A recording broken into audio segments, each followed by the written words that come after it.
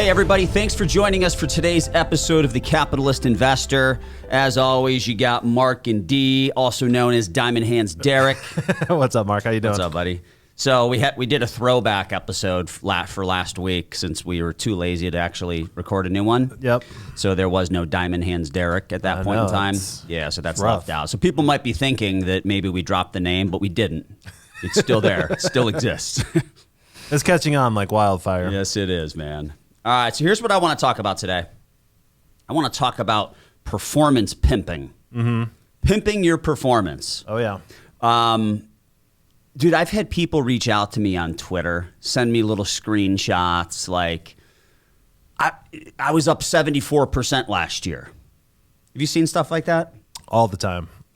It's like, all right, dude, first of all,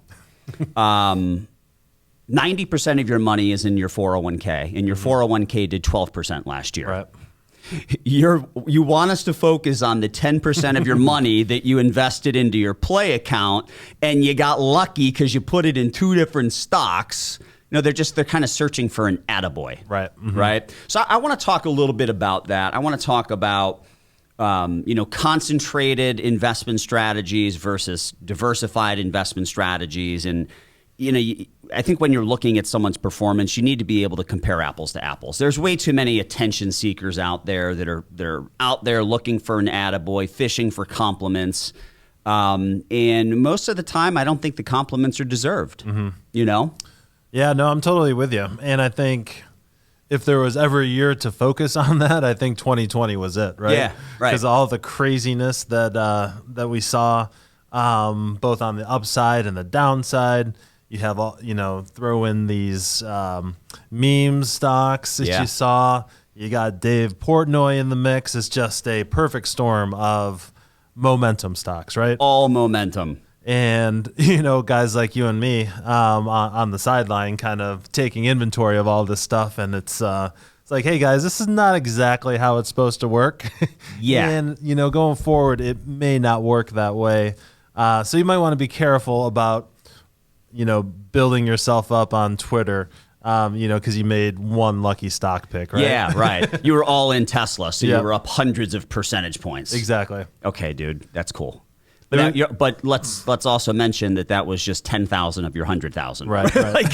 Because no one's actively managing their 401ks. Mm-hmm.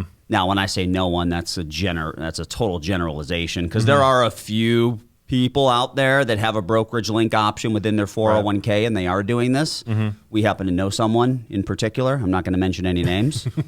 It's not me or you, but it is someone we're very close to. So, look, when we look at performance, I have never found the incredible outperformance of a concentrated strategy to be impressive. Mm-hmm. And when I say concentrated, I'm talking a specialty strategy, a niche strategy, a thematic strategy, or just owning a few stocks. Like I've never found that to be impressive because you can get lucky and you can be in the right place at the right time. Absolutely. For example, as you mentioned, maybe last year it was high growth, high momentum stocks. Mm-hmm. No one cared about valuation. It didn't matter. So it was so easy. Thrown out the window. By anyone that helped you to work from home better and you made a lot of money. Right. Like it was a thematic kind of year. So if somebody were to show me their portfolio and show me that they own Zoom and a couple other work from home plays, it's like, okay, that's awesome for you. I don't know how much of that was luck, but there was certainly a percentage of that has to be attributed to luck. Mm-hmm. And you're not showing me that you have any great stock picking skill set. Right. Luck and timing. Yes. Yep. Luck and timing. Mm-hmm. And actually last year timing didn't even really matter because you could have gotten into Zoom 100% late and you still made a few 100%. Which never happens. Never happens. Ever. So like last year was an anomaly. So look, I think the niche specialty, thematic strategies, all that stuff, they don't impress me. If somebody shows me they were up 74% last year, it's like, cool, dude, good for you. I think it's only fair if you show me the whole picture. Throw your 401k in there too, right? Because that's your total net worth. But I believe that outperformance in a diversified strategy is very impressive. Absolutely. Like that means that manager is going sector by sector and drilling down into each of those sectors, and they are outperforming or providing alpha or value for their clients by picking the right stocks. That's impressive. Absolutely. So that's what I want to see. Like, I want to see the outperformance of a diversified strategy. I could care less if some niche strategy worked well last year. Right, and you got to look at longevity of your strategy as well. Yep. Right, so that's great if your portfolio is up, 73% or whatever, based on the strength of, Tesla and whatever, other hot stock that you had in there. But when we see these stocks unwind, where they've had huge runs and then they start to sell off, that's where I've had several conversations with, more friends than clients about when it's unwinding, what do we do, right? And a lot of those people who had those, huge returns, they don't know what to do, right? That's where the paper hands come in, right? That's it, man. That's it. You get in late. So that is why, and what we've been talking about on the show for a while now, is having some kind of strategy on when to unload those stocks that are, on their way down, having some price targets, having some buy and some sell discipline, and really making sure your overall picture matches what you want it to look like. Yeah. And I feel like when you mentioned this topic, that's kind of the first thing that popped into my head is you just can't pick a bunch of stocks that you see on Twitter and call it a day and call that your portfolio. You could in 2020. And unfortunately, investors, D, we've talked about this for a long time, investors have a short-term memory. Yeah, absolutely. So that's all they remember right now is 2020 and how easy it was. Right. Right? Because, there's the Teslas of the world, but, obviously some of the, the reopen trades, in June, they were not looking good. It's a different story, later on in the year. But you have to have a plan for the next step of the cycle. And the plan cannot be just randomly picking all these stocks that you hear about, whether it's on Twitter or, on the TV. It's not a strategy that's going to work out long term. Right. Exactly.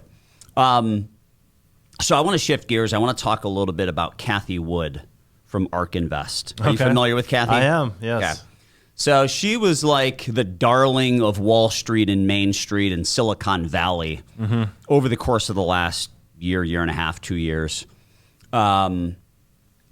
I wasn't crazy about her a few years ago. I saw her on TV a few times. She was pimping Tesla.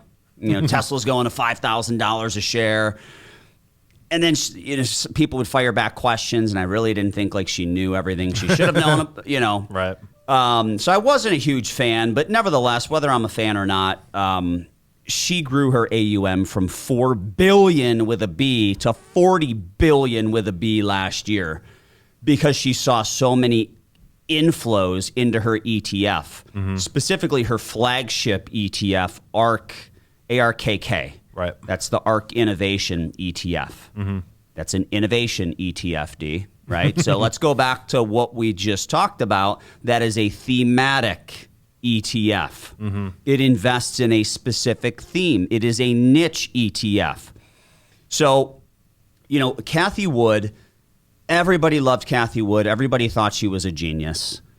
But honestly, anyone that invested a big chunk of money in Tesla looks like a genius today. Oh, yeah.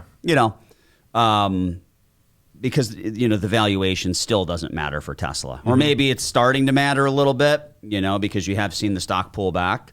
And that leads me into the next thing I want to say about Cathie Wood. Woulda, shoulda, coulda, Monday morning quarterback, haters, whatever you want to call them, man. They're coming out of the woodwork right now. They got their crosshairs on Cathie's back, calling her a hack. They're cheering on the fact that, her fund is down as of the recording of this show, like 22% off its peak.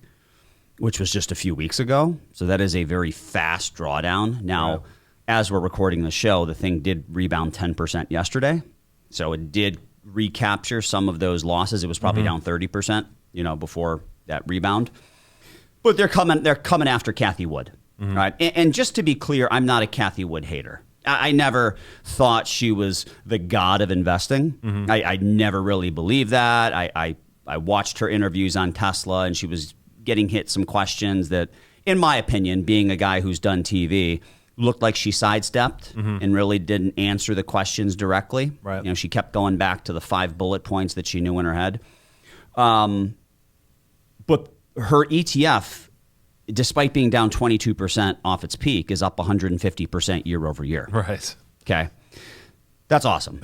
It's phenomenal performance. It's phenomenal. But it is a niche, specialty, thematic, concentrated strategy. Right? It was never meant to be 100% of somebody's equity holdings in their overall portfolio. It was never meant to be that. And it shouldn't be. It shouldn't be. It's not an all-encompassing equity strategy. When high growth, high momentum, ridiculous valuation tech and med tech plays work or are in favor, that ETF's going to do very well. And that's why you saw, the inflows like they were last year, going from $4 billion to $40 for her firm. I believe the ARK-K ETF is at between 20 and 25 billion by itself. And then they've got a few other ETFs in addition to that. Cathie Wood, again, I'm not one of those haters. I'm also not, one of her biggest champions either, but I'm going to defend her here and say that Cathie Wood has done exactly what she promised her investors she was going to do, and then some. She's done that. She's fulfilled her obligation, so I don't understand why the hate's coming from every different angle. Well, the hate on Twitter comes from every angle, every day. Every day, dude. It's brutal out there. Yeah, for sure. But yeah, I mean, you're exactly right. It's, again, that's one of the first things that we mentioned on the show is to have an overall plan, right? And putting all of your funds into a specialty ETF is not a plan. It's directly derived from greed, right? Yeah. You see everyone else making money, you're like, hey man, I want to make money too. So I'm gonna. Don't we all? And I'm just gonna pile on to this with everyone else, and then after whatever you mentioned, 122% run, then it starts to go down, and now everyone's upset about it, right? Yeah. So. A lot of the blame should not be going to her. It should be going on the individual investor, right? I've got to talk to a lot of clients about, Bitcoin after our Bitcoin episode. You just have to have the right risk concentrations set up properly for your situation, right? I think a lot of people, 1 to 2% of their portfolio in Bitcoin is probably enough because it's a wild ride. Tesla. We've seen it over the last couple of weeks. It's a wild ride. The cannabis ETFs and stocks and things like that. It's a wild ride. You got to know what you're getting into, right? So on the wild ride up, everyone's a hero. But on the wild ride down, no one wants to talk about that. Or there's finger pointing and laughing. Exactly. Which... I'm going to sidestep here. I want to talk about something else that's kind of been irking me. All right. What's up with America today, dude? Like, why don't we cheer on people's successes? Like, when I see someone who's more successful than me, I want to be like that person, right? I don't hope that person fails to make me feel better about my lack of initiative in life. Like, Like, it's very strange that there's so much of that going on in this country where rather than just trying to do better yourself, there are people out there that they get off on watching other people fail. Yep. And that's what's happening right now with Cathie Wood. They missed out on the 150% upside that she's had over the last year, and now they're finger pointing, childish little games of, since I'm not that good at anything, I want you to fail so that you're not that good at any. Like, it's terrible, dude. It really is awful. And I feel like the social media is just amplifying kind of the human condition of jealousy and wanting to tear those people down and then see them fail. And then America loves building those people back up on the way up, right? Yeah. You know, Tiger Woods is a guy that pops into my head when we're talking about this. When he was having his problems, you know, he was front and center on every TV show, not just SportsCenter. And then his rise back to, you know, popularity and winning golf tournaments again, that was a huge sports story, and everyone loved it. Yeah. But I just don't. I never understood why the piling on, no matter who you are, it always happens. So I was at Topgolf a week or two ago for lunch. Man, you love Topgolf. Dude, that is my favorite. That's my go-to spot, man. I mean, in Cleveland, when it's beautiful outside right now. Mm-hmm. I mean, we got lucky. It's like 60 to 70 degrees and sunny. Mid-March, early to mid-March, like that's rare for us, and it's not just a one-day thing. Like this is lasting like a week, dude. So this is rare. But normally in Cleveland in February or March, you know, you're lucky to see 40 degrees. You're lucky. So yeah, to go golf under some infrared heaters and have some wings for lunch, like that's fun, dude. Absolutely. You know, I got to get out of here every now and then.